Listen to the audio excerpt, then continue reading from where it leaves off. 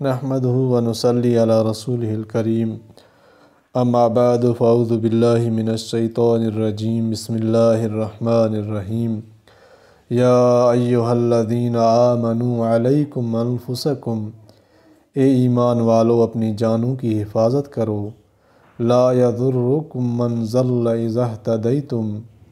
جب تم ہدایت پر ہو تو کوئی گمراہ تمہارا کچھ بھی بگاڑ نہیں سکتا، الی اللہ مرجعکم، تم سب کو خدا کی طرف لوٹ کر جانا ہے، جمیعاً فینبئکم بما کنتم تعملون،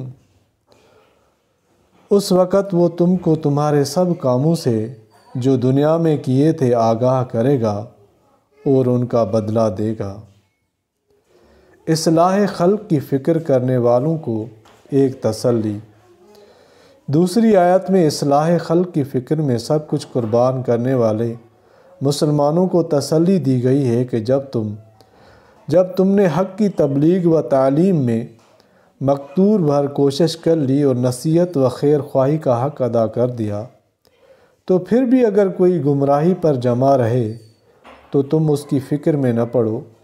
اس حالت میں دوسروں کی گمراہی یا غلط کاری سے تمہارا کوئی نقصان نہ ہوگا۔ ارشاد فرمایا، یا ایھا الذین آمنوا علیکم انفسکم، یعنی اے مسلمانوں، تم اپنی فکر کرو جب تم راہ پر چل رہے ہو تو جو شخص گمراہ رہے تو اس سے تمہارا کوئی نقصان نہیں۔ اس آیت کے ظاہری الفاظ سے چونکہ یہ سمجھا جاتا ہے کہ ہر انسان کو صرف اپنے عمل اور اپنی اصلاح کی فکر کافی ہے، دوسرے کچھ بھی کرتے رہیں اس پر دھیان دینے کی ضرورت نہیں، اور یہ بات قرآن کریم کی بے شمار تصریحات کے خلاف ہے جن میں امر بالمعروف اور نہی عن المنکر کو اسلام کا اہم فریضہ اور اس امت کی امتیازی خصوصیات قرار دیا ہے۔ اس لیے اس آیت کے نازل ہونے پر کچھ لوگوں کو شبہات پیش آئے، رسول کریم صلی اللہ علیہ وآلہ وسلم سے سوالات کیے گئے، آپ صلی اللہ علیہ وآلہ وسلم نے توضیح فرمائی کہ یہ آیت احکام امر بالمعروف کے منافی نہیں، امر بالمعروف کو چھوڑ دو گے تو مجرموں کے ساتھ تم بھی ماخوذ ہوگے۔ اسی لیے تفسیر بحر محیط میں حضرت سعید بن جبیر رحمۃ اللہ علیہ سے آیت کی یہ تفسیر نقل کی گئی ہے کہ تم اپنے واجبات شرعیہ کو ادا کرتے رہو، جن میں جہاد اور امر بالمعروف بھی داخل ہے۔ یہ سب کچھ کرنے کے بعد بھی جو لوگ گمراہ رہیں تو تم پر کوئی نقصان نہیں۔ قرآن کریم کے الفاظ اذا اہتدیتم میں غور کریں تو یہ تفسیر خود واضح ہو جاتی ہے،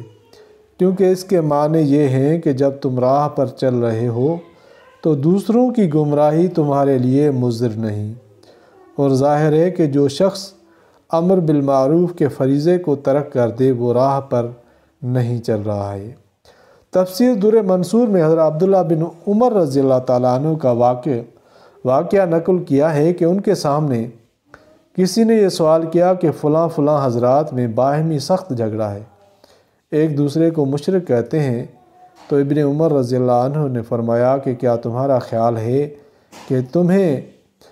کہہ دوں گا کہ جاؤ ان لوگوں سے قتال کرو؟ ہرگز نہیں، جاؤ ان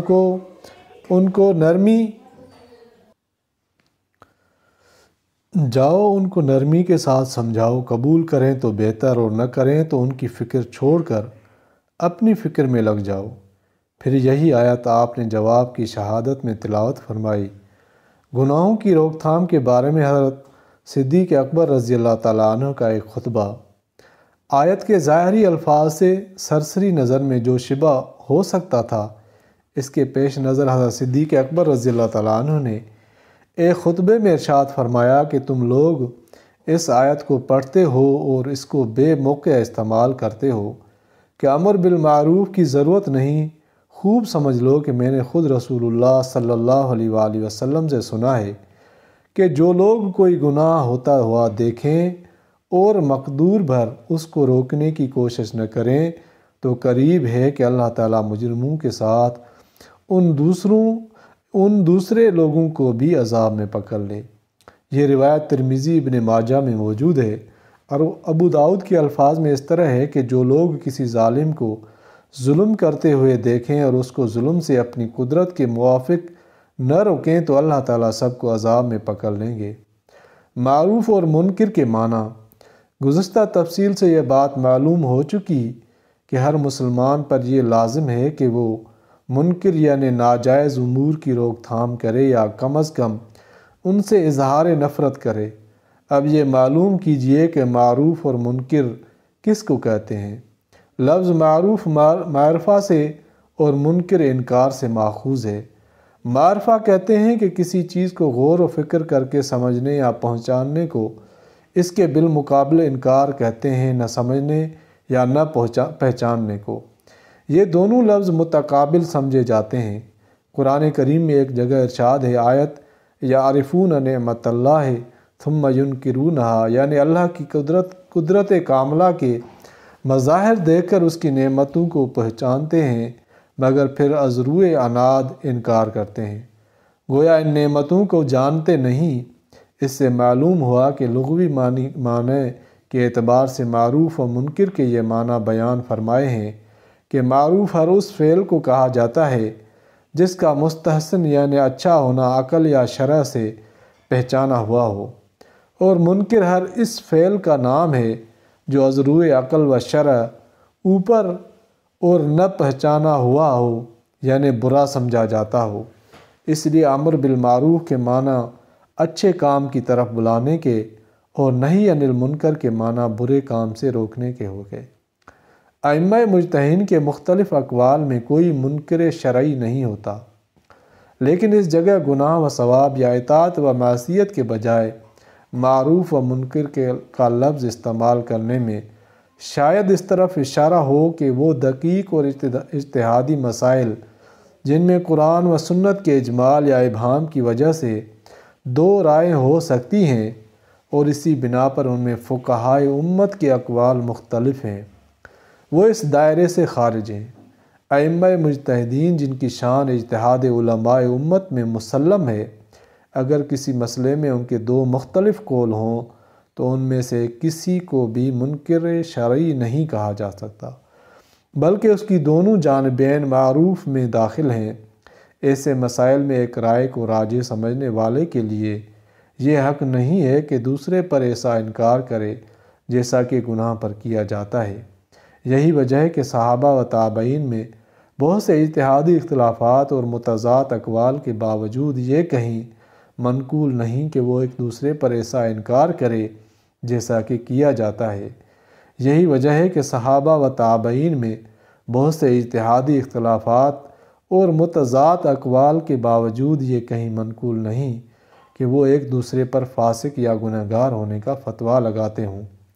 بحث و تمہیس اور مناظرے و مکالمے سب کچھ ہوتے تھے اور ہر ایک اپنی رائے کے ترجیح کے وجوہ بیان کرتا اور دوسرے پر اعتراض کرتا تھا، لیکن کوئی کسی کو اس اختلاف کی وجہ سے گنہگار نہ سمجھتا تھا۔ خلاصہ یہ ہے کہ اجتہادی اختلاف کے موقع پر یہ تو ہر ذی علم کو اختیار ہے کہ جس جانب کو راجح سمجھے اسے اختیار کرے، لیکن دوسرے کے فعل کو منکر سمجھ کر اس پر انکار کرنے کا حق کسی کو حق نہیں ہے۔ اس سے واضح ہوا کہ اجتہادی مسائل میں جنگ و جدل یا منافرت پھیلانے والے مقالات و مضامین امر بالمعروف یا نہی عن المنکر میں داخل نہیں۔ اس مسائل کو محاذ جنگ بنانا صرف ناواقفیت یا جہالت ہی کی وجہ سے ہوتا ہے۔ اللہ تعالیٰ قرآن پاک کو سمجھنے کی توفیق عطا فرمائے۔ آمین یا رب العالمین۔